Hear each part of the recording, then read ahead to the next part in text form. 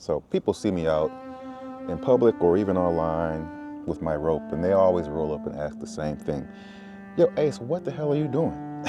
When I say rope flow, I can immediately see, but they have no idea what that means. So today, we're going to take a shot at answering the question, what in the world is this thing we call rope flow? Seems like a fairly simple question, but it's almost like asking, what is love?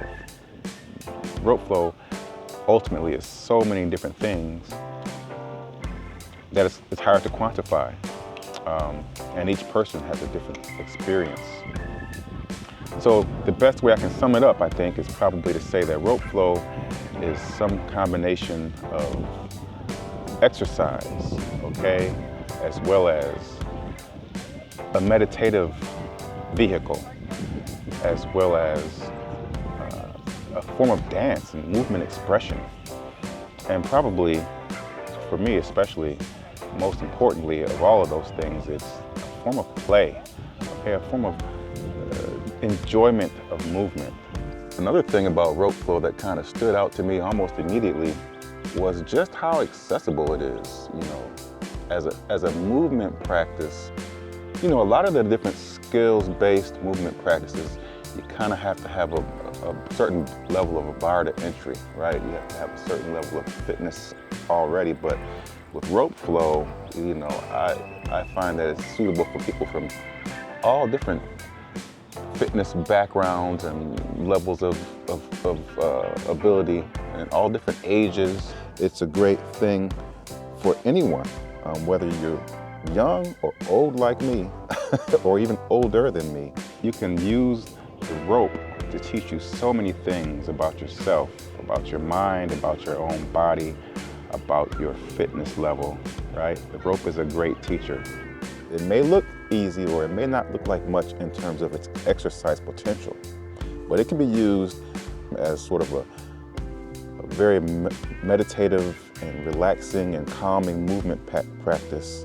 Now, on the other end of the spectrum, you can do anything up to high intensity interval training by, you know, mixing in jumps and squats and a lot of pivots and turns, and you can really make it into a very high intensity cardio workout. In fact, for me, when I began with the rope, my first experience was surprised at how challenging it was. It looked, from what I'd seen other people doing it, to be like the kind of thing I could pick up just like that.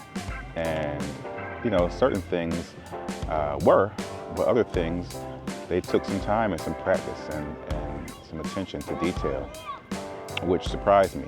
And then I also thought, well, you know, after a few days or a few weeks, I'll pretty much have all the things I need to learn down pat. But ultimately, I found that rope flow, it's limitless. The different movements and different variations of each movement and different ways you can sequence movements into a pattern or a flow, if you will. And when you start doing the rope regularly, you might find that you are very much more open and receptive to feeling your body and feeling the movement within your body, being aware of your body and actually your physical presence in the world. And after you answer the question, what is rope flow, the next question that's sort of implied in the first place is, why in the world are you even doing it, right? And that's a great question, but first and foremost, it's because it's fun. But I consider it like movement medicine, okay? It's a great stress reliever in and of itself, but in addition to that, it's almost like having your own physical therapist to keep you healthy and moving smoothly. All kinds of different issues can be resolved by steadily and consistently moving with the rope, you know. One of the things that happens in our sedentary lifestyles is even if we go work out at the gym and so forth, we still tend to have certain level of loss of the mind-muscle connection, where we have muscles that are underutilized. Perhaps if we sit a lot, as I mentioned, and even if we work out, we tend to do things in the same plane of movement. You know, you have over 30 muscles in, let's say, your core area.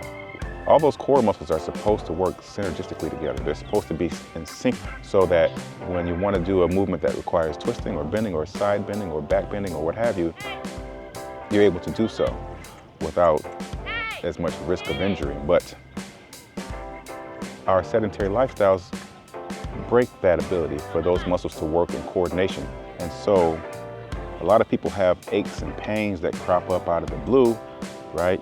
Whenever you throw your back out just passing the salt or waving hello to somebody, that's a sign that something you're doing is not right. And that something usually is neglecting to move your body and let your joints move in the ways they were designed to move. So rope flow allows you to get proper articulation of your spine, your shoulders, all the joints of your body get involved. And this, in turn, can protect from injury and allow you to actually become more conscious of yourself when you're moving, more conscious of your core, more conscious of where your balance and your foot base is from. Your coordination improvements from rope flow are not just limited to the core, right? It's also going to improve your coordination in general, your hand-eye coordination, right? Your brain has to get involved in order to move your hands in such a way that the rope will go in the path that you want it to go in. And then the rope itself becomes your teacher, right? So that when you have inefficient movements or unbalanced movements or uncoordinated hands, the rope will let you know, smack you in the thigh or get caught in your shoulder, or just it will have an unusual pattern and get twisted up.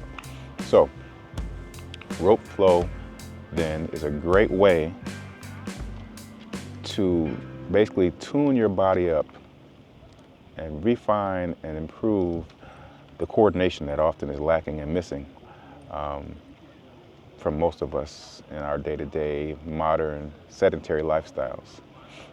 With all that said, and without further ado, let me invite you to get yourself a rope and then start flowing.